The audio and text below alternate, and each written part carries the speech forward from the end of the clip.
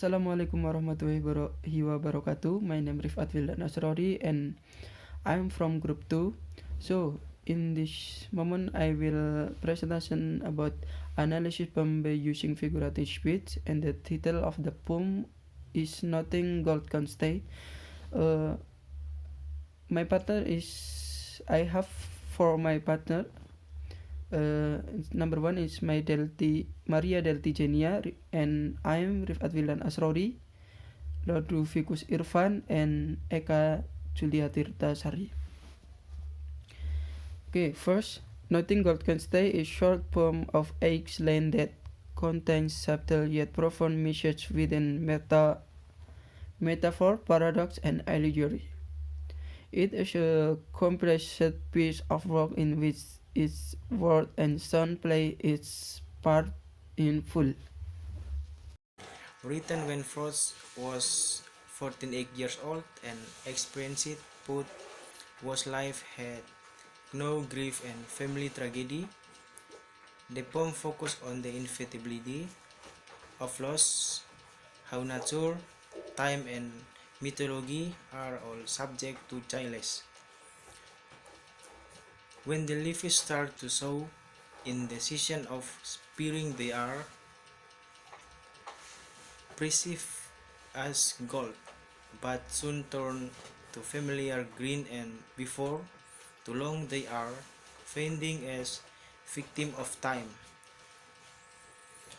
So it's possible to pick out their distinct association, the season of spring holding on to precious color, time, and the pitch of life, and then how humans experience grief and shame. Next, nature feels green is gold.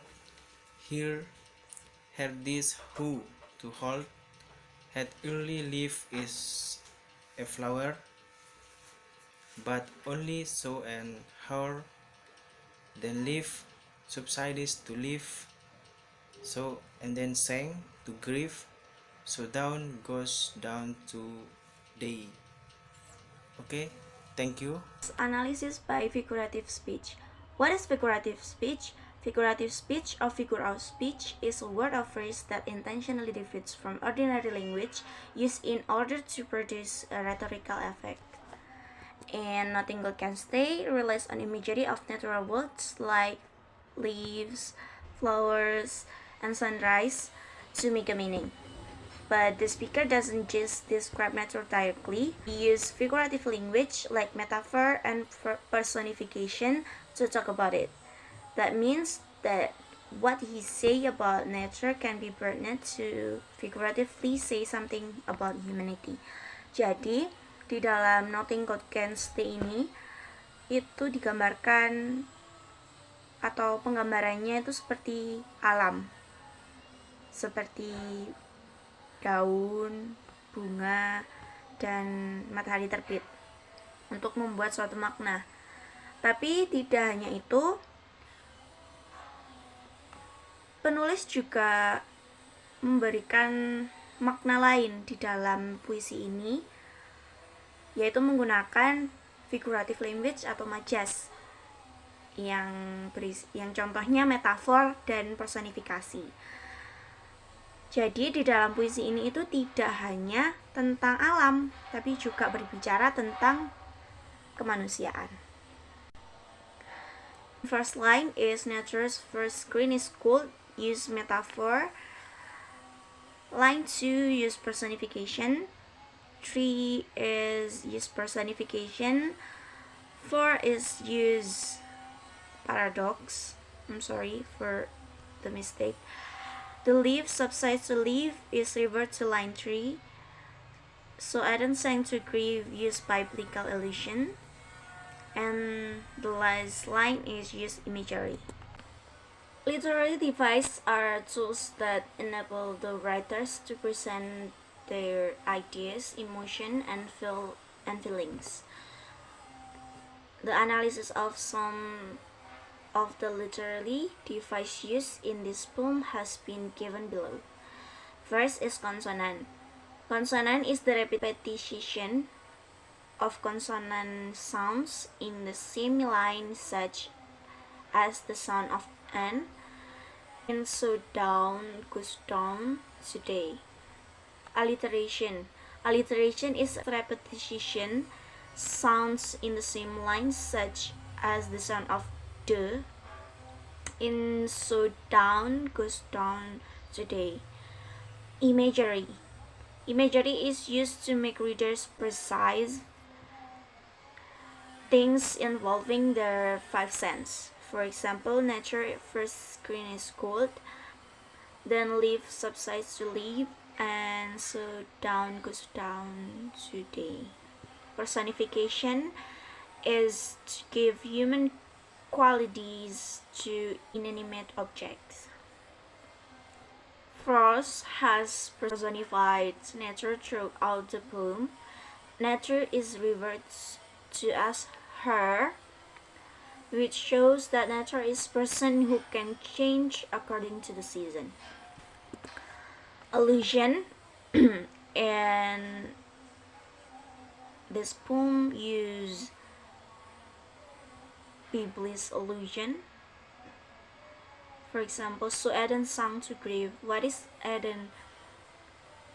In Bibles, sang to grieve is the Garden of Eden or Paradise.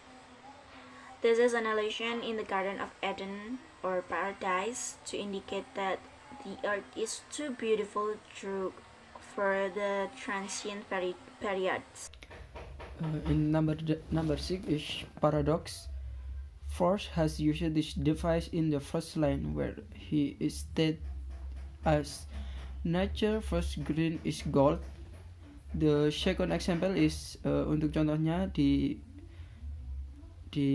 garis ketiga dia berkata he only lived as a flower. Frost has used this paradox in the poem illuminate the ideas how good things can come to an end. In number 7 adalah metafora. It is a figure speech in which implement comparison in matter between different object or person. The poet has used nature as a metaphor to represent the thought that nothing good and alluring can last forever. And in the last is symbolism. Symbolism is used of symbol significant idea and qualities by giving them symbolic meaning different from their literal meaning, such as gold. Jadi emas menjadi simbol atau tanda kebahagiaan dan semua kejayaan di kehidupan. Dan hijau adalah sebagai simbol nature atau alam.